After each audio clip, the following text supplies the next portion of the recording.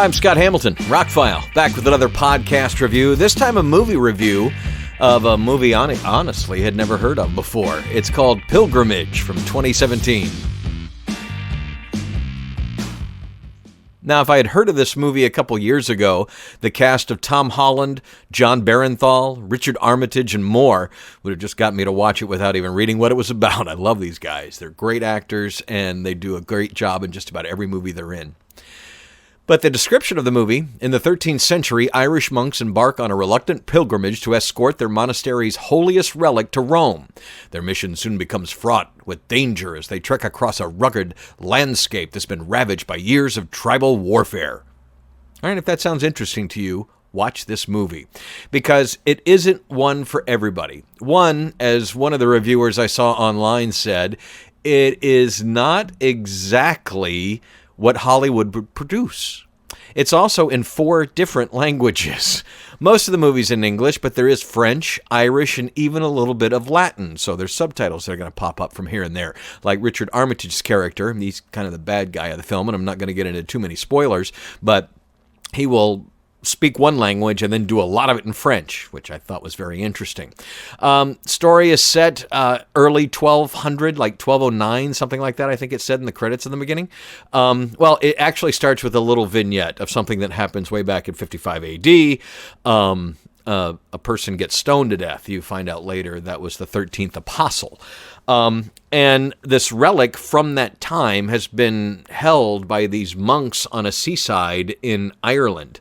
And they do their thing. They do what monks do. They have a little village, and they build things, and they make things, and they sing songs, and then they see riders coming in the distance. Tom Holland sees this when he's out, and he comes back and tells everybody that a rider's coming. So they kind of, they get into their little worship house and start their singing and such. And who comes up is Richard Armitage's character, who's very respectful.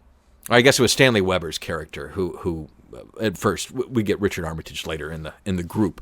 But anyway, and John Barenthal, interestingly, plays a mute member of this monastery area. Now, again, this is 1200 AD, so it's basically a couple of shacks on the side of the ocean. It's not really a town. There are no roads or anything like that. And so that, from that aspect, it's just not a story we've ever seen before. And the journey that these monks go on, having a little bit of history knowledge helps.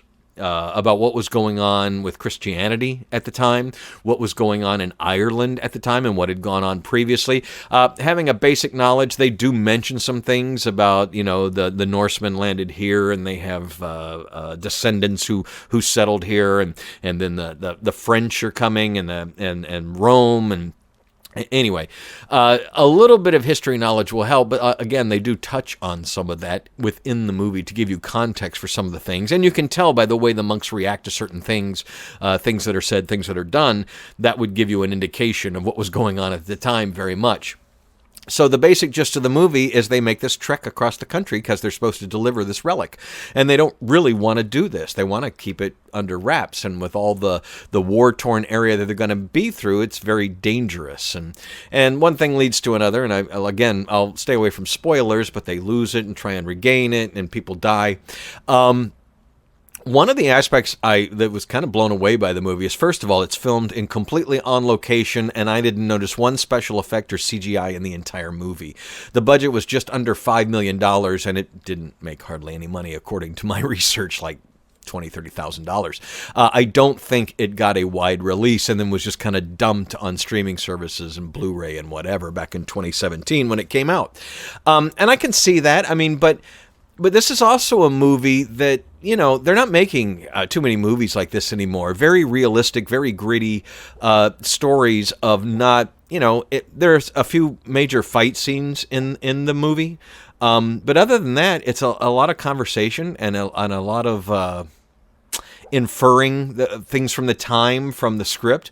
But all in all, I thought it was a great movie, but it's not for everybody. If this doesn't sound like anything that you would be interested in, it's not a giant Hollywood production. like Ridley Scott's movie, Kingdom of Heaven. That was a major production that pretty much, even if you don't know the history of it, you can go in, and I highly recommend, by the way, the director's cut of that, which is much longer, but much more worthy. But those kind of stories about times that we're very much removed from, if it's not done in a Hollywood kind of way, like last year's or 2 years ago, Robin Hood, which wasn't very good, but, at least they were trying to do something different with it.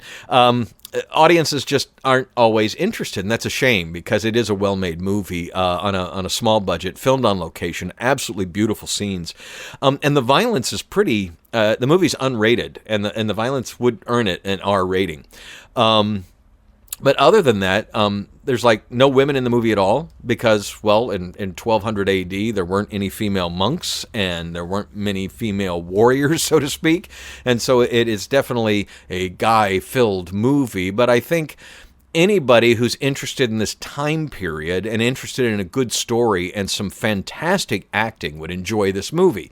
It's about 69% on Rotten Tomatoes. It's about 5.8 on IMDb, and about 77% of Google users liked it. So it's one that my roommate had picked up cheap in a sale a couple years ago. It's $5, good actors in it. Yeah, I'll buy that kind of thing. And he bought a digital copy of it. And I did a little research, and it's not an easy movie to find. But like I said, if you're interested in the storyline, and you're interested in what these actors have to do, I mean, Richard Armitage, I did not recognize him until it was pointed out to me during the movie that he was from Lord of the Rings. And I'm like, oh yeah, it doesn't even look like, wow, yeah, it is him. Okay. But that being said, the movie is incredibly well done for what it is. Like I said, it's violent in the bursts of violence that there are in the film. And other than that, it's just and it's short. It's under 90 minutes. When you take credits out, it's like an hour and 20 minutes. One reason why not everyone may dig this movie is the ending is kind of unsatisfying. It just kind of ends. But I don't know that this story could have had any other ending, if that makes any sense. What happens in the final few minutes of the movie and where it leaves the remaining characters, it's good that the movie ends on that note, because it's like, what would you do next? What would you do after that? Brendan Muldowney directed the movie, and Jamie Hannigan wrote it. Their names aren't household names yet, so I'm going to look them up and see what else they have done, because I was actually impressed with this movie, not knowing anything about it. I'm like, okay, well, I like the actors in it, let it roll. And when it was over, I was like, wow, that was a pretty intense film. But again, it's not a crowd pleaser. It's not for everyone. Don't go in thinking you're going to see John Barenthal kick a bunch of ass throughout the entire movie. Granted, there are a few scenes where he does, but it's more of a mystery and more of a drama and more of a period piece. Like I said, there's quite a few subtitles that pop up here and there because they're speaking different languages, but that, again, was a sign of the times and was very interesting to me that they kept it that way and not everybody was just speaking English to make it easy and that kind of thing. So if you haven't seen it, you could probably find it on most streaming services. 2017 film Pilgrimage was actually an interesting historical drama that was actually beautifully filmed in Ireland on location. Looked amazing. So check it out if you're interested. Pilgrimage. I'm Scott Hamilton. I'm ROCKFILE. The ROCKFILE is the name of my... TheRockFile.com is my website. Please check it out for all the links, and I'll be back with another podcast review of another movie that I'd never heard of that may not be a huge crowd pleaser, but it was really good too. Details coming up in the next podcast. Thanks for listening.